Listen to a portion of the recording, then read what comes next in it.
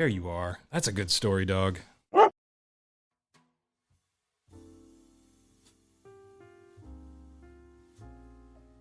Chapter 2. Peter Rabbit Plans a Journey. It's a long jump that makes no landing, Peter Rabbit. The trouble with me is that I'm lonesome, repeated Peter Rabbit as he sat in the dear old briar patch. Yes, sir, that's the only thing that's wrong with me. I'm just tired of myself, and that's why I've lost my appetite. And now I know what's the matter. What am I going to do about it? If I were sure, absolutely sure, that Old Man Coyote meant what he said about our being friends, I'd start out this very minute to call on all my old friends. My, it seems an age since I visited the Smiling Pool and saw Grandfather Frog and Jerry Muskrat and Billy Mink and Little Joe Otter. Mr. Coyote sounded as if he really meant to leave me alone, but, well, perhaps he did mean it when he saw me sitting here safe among the brambles, but if I should meet him out in the open, he might change his mind and, oh dear, his teeth are terrible, long and sharp.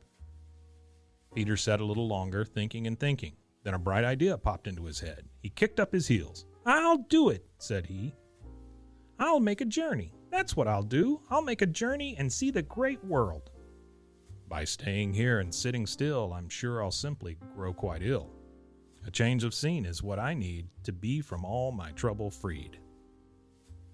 Of course, if Peter had really stopped to think the matter over thoroughly, he would have known that running away from one kind of trouble is almost sure to lead to other troubles. But Peter is one of those who does his thinking afterward.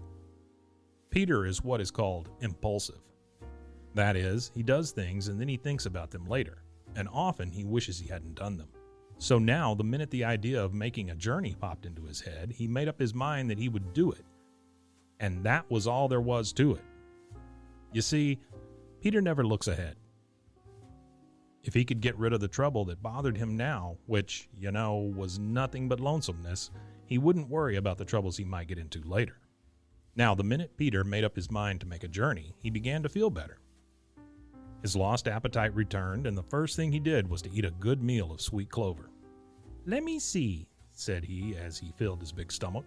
I believe I'll visit the old pasture. It's a long way off, and I've never been there, but I've heard Sammy Jay say that it's a very wonderful place, and I don't believe it is any more dangerous than the Green Meadows and the Green Forest, now that Old Man Coyote and Reddy and Granny Fox are all living here. I'll start tonight when I'm sure that Old Man Coyote is nowhere around, and I won't tell a soul where I am going.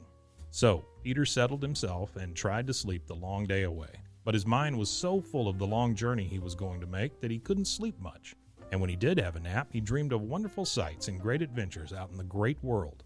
At last he saw jolly, round, red Mr. Sun drop down to his bed behind the purple hills. Old Mother West Wind came hurrying back from her day's work and gathered her children, the merry little breezes, into her big bag, and then she too started for her home behind the purple hills. A little star came out and winked at Peter, and then way over on the edge of the green forest he heard Old Man Coyote laugh. Peter grinned. That was what he had been waiting for, since it meant that Old Man Coyote was so far away that there was nothing to fear from him.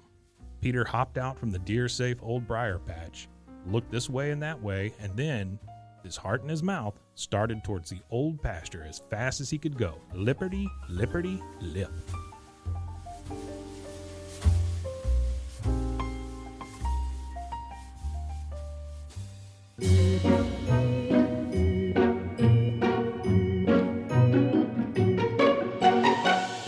That's a good story, dog.